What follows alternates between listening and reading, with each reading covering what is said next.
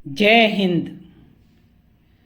साथियों, आज दर्शन करते हैं भारतीय स्वतंत्रता संग्राम से जुड़े एक ऐतिहासिक स्थान के, जलियांवाला बाग के, जो स्वर्ण मंदिर के पास है। यहाँ 13 अप्रैल 1919 को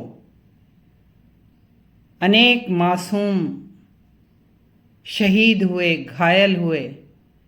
यहाँ उनका स्मारक है। जलियांवाला बाग हत्याकांड बैसाखी के त्योहार के दिन हुआ। भारत के किसान बैसाखी में फसल काट लेने के बाद नए साल की खुशियां मनाते हैं। इस दिन गुरु गोविंद सिंह जी ने खालसा पंथ की स्थापना की थी। उस दिन अमृतसर में हजारों लोग पिछले सालों की तरह स्वर्ण मंदिर में दर्शन करने और बैसाखी का मेला मनाने के लिए पहुंचे थे। यह बाग गुरुद्वारे से 500 मीटर की ही दूरी पर है। इस बाग में सभी धर्मों के, सभी उम्र के बच्चे, महिलाएं, बूढ़े, जवान मेले में इकट्ठे हुए थे और बैसाखी का त्योहार मना रहे थे। इस सभा में रॉलेट एक्ट का और स्वतंत्रता संग्राम के दो जनप्रिय नेता श्री सैफुद्दीन किचलू और श्री सत्यपाल जी की गिरफ्तारी का विरोध भी हो रहा था। ऐसे में जनरल डायर ने, जो अंग्रेज ऑफिसर था, जनता को निकलने का मौका दिए बिना उस सभा में उपस्थित निहत्थे जनसमूह पर ब्रिटिश इंडियन आर्मी से गोलियां चलवा दी। बाग से निकलने का रास्ता संकरा था। यह रास्ता 50 सैनिकों द्वारा बंद करवा दिया गया और 1650 राउंड्स फायर हुए। ये फायरिंग लगभग 10 मिनट निहत्थे लोगों पर चली।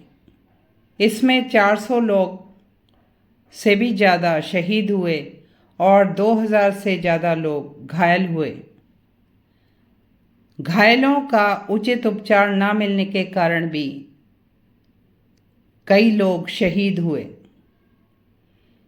यह घटना भारत में ब्रिटिश शासन के अंत की शुरुआत थी और फिर असहयोग आंदोलन प्रारंभ हुआ।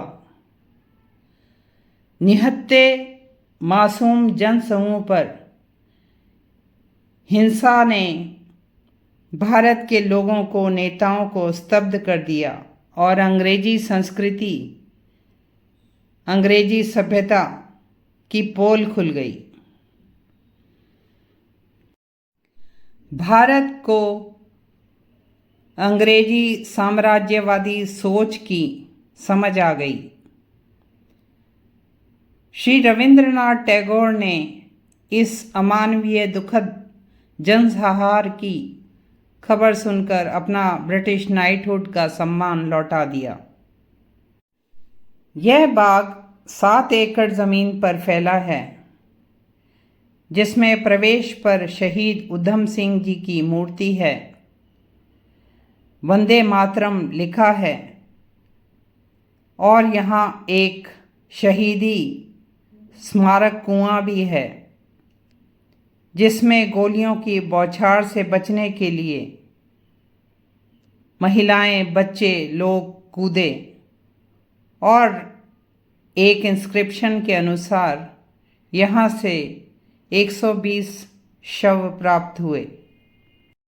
प्रवेश के साथ ही एक अमर ज्योति के दर्शन होते हैं और यहाँ एक संग्रहालय और एक गैलरी बने हुए हैं, जिसमें शहीद उधम सिंह का पोर्ट्रेट देखने को मिलता है। यहाँ दीवारों पर हम उन गोलियों के निशान भी देख सकते हैं जो निहत्थे लोगों पर चलाई गई। साथियों, भारत के स्वतंत्रता संग्राम की जानकारी अपने परिवार के सदस्यों को, अपने बच्चों को जरूर दें। उन्हें बताएं कि कैसे विदेशी शक्तियां भारत में आईं और हमारे शासकों की हमारी आपसी दुश्मनी का उन्होंने फ़ायदा उठाया, हमारी कमज़ोरियों का लाभ उठाया और हमारी सभ्यता संस्कृति को नीचा दिखाने का उनका क्या उद्देश्य था। हमें किसी जाति, रंग या धर्म से नफरत नहीं करनी, किंतु साम्राज्यवादी सोच क्या क्या करा सकती है यह पता होना ज़रूरी है। और इसी का उदाहरण था जलियांवाला बाग का हत्याकांड। साथियों, ऐसी ज्ञानवर्धक जानकारी बढ़ाने के लिए please like, share and subscribe this channel.